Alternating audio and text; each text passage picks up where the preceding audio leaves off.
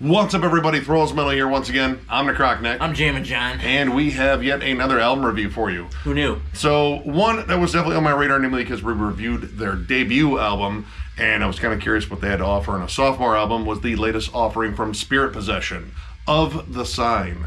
This also comes out on the 31st of March on Profound Lore Records. This band formed in 2019 in Portland, Oregon, where thousands of bands have formed, especially if you're a metal band. That seems like that's one of the places. Seems to be the going thing. Yeah, just, if you're going to form a metal band and you live near Portland, just move to Portland and form a metal band. You from Portland? Yeah. Do you like to play guitar? Yeah. I like to play drums. Yeah. Let's start an awesome band. Okay. You could throw a rock in any direction in that town and hit some fucking up-and-coming metal band, and then you should probably just buy their fucking demo because you hit them with a rock, because that's not nice. Right. You can't just throw rocks at somebody and then not buy their demo. That's a pretty dick move. Now, as I said, this is their second album overall, and this band only has two people in it. We have one, Ashley Spungen, I'm not entirely sure how to say your last name, so I'm sorry. She is on drums and synthesizers, and Steve Peacock of Ulthar on guitar and vocals. And this is some wild, insane, riffy black metal with notes of thrash metal and classic heavy metal, and there are so many goddamn riffs on this 41-minute album. And honestly, if you are a big fan of Ulthar and their crazy riff-a-minute style, I know I am. Their two new albums that came out this year are just fucking nuts. Then this is essentially the black metal version. Yep, and to say a lot of riffs, I think, is an understatement, with the exception of a couple of instrumental tracks with samples on them. It's non-stop riffs. Like, non-stop, constant crawling, ascending, and descending riffs. We have riffs from pretty much all camps, too. Again, you have your cold, blackened tremolos, but you also have, like, thrashy riffs, like some punky crust riffs in there, too. And, again, like, trad metal riffs. Opening track, Orthodox Weapons. I love how this opens up. You have these really creepy synths. Honestly, it kind of reminded me of Castlevania. Yeah, I know it's kind of setting because this album sounds like it was recorded in a haunted castle, but, mixed and done by Colin Marston, which he's really, really good at making albums sound haunting and just creepy, but really well done. But you have this really cool, I guess, guitar harmony. It is this really wild tremolo riff, but it's done with these little cool pull-offs or hammer-ons. I'm not entirely sure. We're not entirely sure. Not guitarists. Even though I've been, listening to music for a long time, I actually am not 100% about hammer-ons or pull-offs or any of that shit. If Shred was here, he could totally tell us, but he's not here, so we're winging it. Yeah.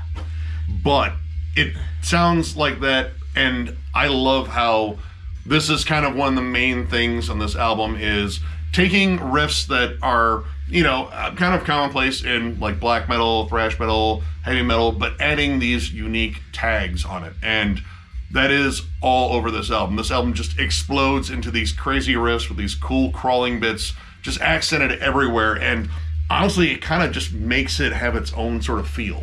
It's really strange because at first I wasn't even really sure how I would talk about this record, because it is non-stop riffs.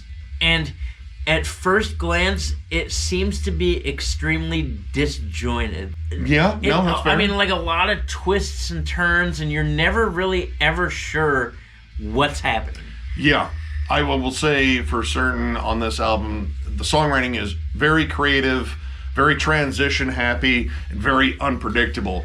And sometimes that is like a negative thing for me. Like, I like being centered in on a nice groove or a nice like thrashy pocket or whatever. And if it kind of rocks the boat a little bit, I kind of get thrown off.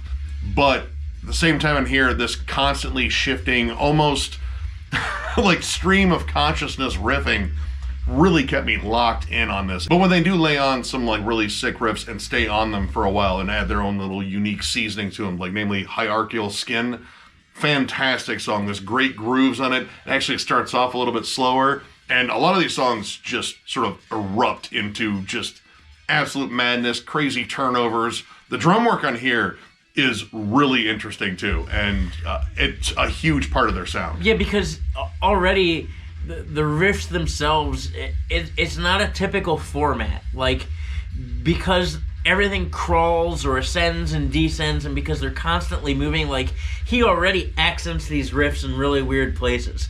But the drums not only accent in weird places, but they match almost beat for beat what he's doing on the guitar.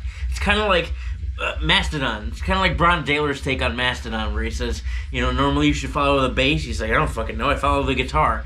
The drums, since there is no bass, follows the guitar. And everything is accented really strangely, but cohesively at the same time, if that makes any sense. It makes for a very interesting listen. Like, they do bookend riffs. Like, one I would definitely bring up, and I think it's one of the coolest riffs in the entire album. Inhale, the hovering keys. This very wild, like, it's kind of groovy, but it has this blast beat that's almost kind of used as a fill and an accent. Like, it comes in with a very sort of Celtic Frosty sort of riff, but then it goes into this like crazy descending tremolo riff that the drummer, she just kind of matches up and does a blast beat to, and that becomes not necessarily like the rhythm, but it's like this cool accent that's on this groovy section, and they return to it at the end brilliantly. But throughout the whole song, like, you are greeted to crazy riff after crazy riff and stylistic shifts too, which I think are a lot of fun. Yep. Like in Practitioners of Power, it starts off with a very like old school heavy metal kind of thrashy vibe, but then it has this like nasty kind of doomy groove towards the end. It's just a nonstop shift of styles, dynamic. Yeah, I would say that this album has musical ADHD. Oh, 100%. But it's fun, it's engaging. Like, I was never bored with this, even during the interludes, which honestly the interludes come at kind of key moments in here, because this is a lot to absorb. This is, again, like riff a minute, and again, it's not always repeated. Like, sometimes they're just kind of going off the reservation and kind of riffing about. But on the instrumental tracks of The Sign and The Hex and The Altar, they kind of work as good breaks just to let you catch your breath. They're definitely more atmospheric. They're more of like lead-in tracks.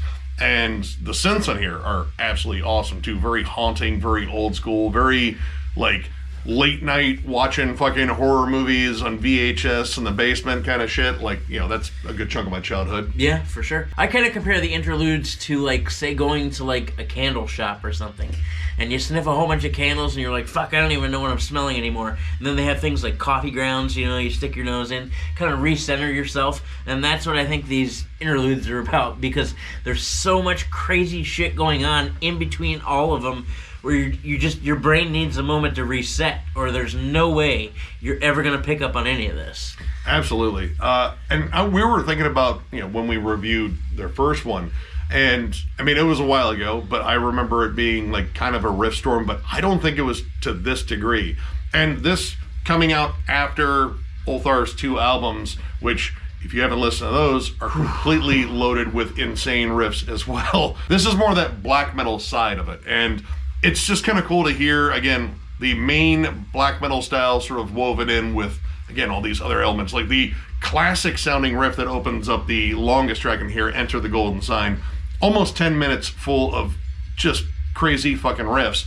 But this opening riff has, again, like kind of a blackened snarl to it, partially due to the production here, but there is this like, I don't know, like maybe like Angel Witch sort of vibe to it, like a very classic new album sort of sound, but how it transitions into like cold blackened tremolo riffs is just absolutely fascinating. And that Middle Eastern bridge, yeah. I mean, at that point you kind of need a break, because you're like, oh my god, I've heard 14 billion riffs.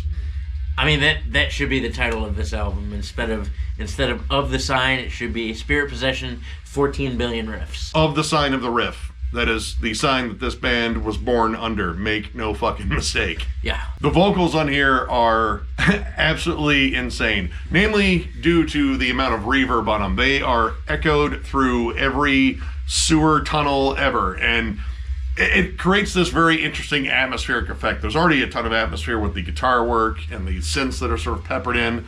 But the vocals constantly repeating. Like, it's not just like reverb where they sound like just a little bit echoey. They are echoing everything he says, and it sounds like you're being greeted by a choir of crazy people because they're coming in at like all different points. Yeah, because we're talking about like screams and yells and whispers and like talking at sometimes. It really, to me, sounds like somebody having a mental breakdown. Like an ADH guy just flipping his shit and just... And that's what's happening. It sounds like Tom Gabriel losing his mind because there's a plenty of oohs and uhs. And we know Tom Gabriel loves to make those noises. He sure does. When it comes down to songwriting, the thing that I really picked up on was, I don't know if it's necessarily songwriting purely, but arrangement. Because again, a lot of these, riffs and in terms of like influences that really come through in here feel very old school. Yeah. But in terms of how they arrange the songs, like, taking a certain riff for a walk, maybe hanging on like a couple of extra measures, or vocals coming in at different points, like rather than like on the one, they're on another fucking number. And, how the drums like to accent all the cool, like little crawling bits on here. It kind of, freshens this up. Like, there's a lot of bands out there that like to, play a lot of old school stuff. Like we brought up Wraith and Midnight while listening to this. Yep. But this is, well, kind of beyond what those guys do because they kind of latch on to, again, that old school heavy metal and thrash and speed metal sound. And keep it. And add the black metal. Yeah. This is black metal that just kind of goes wherever the hell it wants, and no one's crazy enough to stop them because they'll hit them with riffs. But I like that in this riff tornado, there's sort of this, like, sort of punk fuck-itness about it. Yes. Like, let's just kind of go wherever. And, crusty punk bits are all over here, too. You get, like, lots of D beats, some more, like, punk-style riffs occasionally, too. And even in the production being more raw and, kind of just gnarly sounding in terms of the guitars, because they sound dirty. They sound kind of crispy. And, it's not the most polished tone at all. But it's a huge part of the sound because, honestly, if they didn't sound this gritty, I don't know if this album would gel as well. Yeah, I don't think it would. And I think part of, like you said, that punk aspect, like this record does whatever the hell it wants to at any given time. I kept trying to look for moments where it would have been straightforward, but there really aren't too many straightforward moments. Maybe a Practitioners of Power, maybe Enter the Golden Sign, maybe there are moments that you could call and they're straightforward. But it's odd to find something this scatterbrained and unhinged could be so cohesive at the same time. Yeah. And that's kind of strange. And honestly, like, my fear with anything that is, I guess you could call this technical, because, I mean, it's technical in terms of the riff work. Like, the riff work is constantly going and constantly crawling, but it's not, like, technical in, like, the way we talk about, like, Necrophagist or Gorod or anything like that. But at no point does this feel, like, pretentious. This still feels loose and fun. Yep.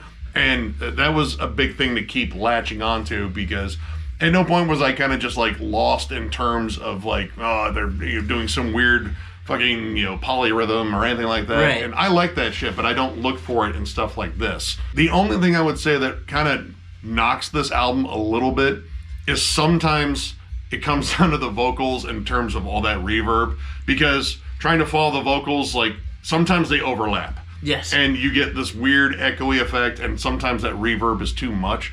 But honestly, that is like kind of the only thing. This definitely took some time to really kind of, sink our teeth into and really kind of figure out what this album was all about, because the first listen was just confused looks. Yeah, the first listen for us was very like, what the fuck? Like, hard to grasp onto. And then the second listen, instead of zoning in on it so much like we normally do when we review something and really picking it apart, we just kind of laid back and listened to it, and that's when this record started kicking ass. Yeah, I mean, it kicked ass the first time, but again, the confused looks, like, what are they doing? Like, I don't fucking know. It's cool though, right? I was less confused and more able to kind of hone in on the grooves and all these riff changes, and like, somehow it made more sense the second time we listened to it, so. Yeah. Yep. I mean, overall, this is a banger. This is a lot of fun, and I mean, I had reasonably high hopes because I really did like the debut, but I think this one surpasses it. Yeah. I'm going to go ahead and give it 4 stars. I really dig this. Again, riffs. Holy shit, riffs. Riffs everywhere. Riffs coming in fucking hordes and flocks, and however else riffs travel, they arrived on this album and to my eardrums, and Jesus, man, this is Yep. killer. The songwriting is creative, it's dynamic, it's unpredictable, and it's a lot of fucking fun. The syncopation on here, I think, is pretty remarkable too. You know, just how the drums follow all the crazy tags at the end of riffs, which every riff is greeted with some crazy tag. And I don't know, just sort of the fun looseness of it all. Like, I don't know, like this album just kind of centers in on being riffy fun and still being spooky and creepy at the same time, and just flat out fucking nails it. If you're a big fan of, I would say, Predatory Light, Superstition, Ulthar, for fucking sure, definitely Ulthar. Definitely check this out. This is a fucking banger. It's the same for me too. It's 4 stars, and it again probably wasn't on the first listen, but on that second listen, it really drove it home. Riffs, riffs, riffs, riffs, riffs, riffs, riffs, and not in the typical sense of most music that we review, death metal, where there's constant groove all the time. Like, these riffs are grossly entertaining and very catchy. And the fact that everything ascends and descends and crawls and fucking... It's craziness. But it's awesome craziness. Like, the first time I listened to it, I felt it hard to grasp onto. And the second time, I was like, there it is, there it is, there it is, there it is. It is wildly entertaining. And I think even saying it's wildly entertaining underplays it a little bit. Like, it is a ton of fucking fun. And not only these riffs, but again, the way the drums follow everything. And I mean, it's just a roller coaster ride of insanity. Even though they were super reverby vocals at time, and while I did think that kind of bled into things maybe where it shouldn't have, at the same time, he sounds like a deranged madman. There's so much going on vocally. You're just, it's one of those like, oh, where is it? Oh, over here? Over here? What's happening? Holy fuck. That's what this record was. Plenty of ooh. Yeah, plenty of ooh and bleh. I mean, the dynamics, the theatrics of it all, it was an insane listen. I loved every second of it. There was not a single time at all during this album where I was bored or wanting it to stop or just like, fuck, this is too much, I can't take it. It's a brilliant listen, like Nick said, if you're a fan of Ulthar.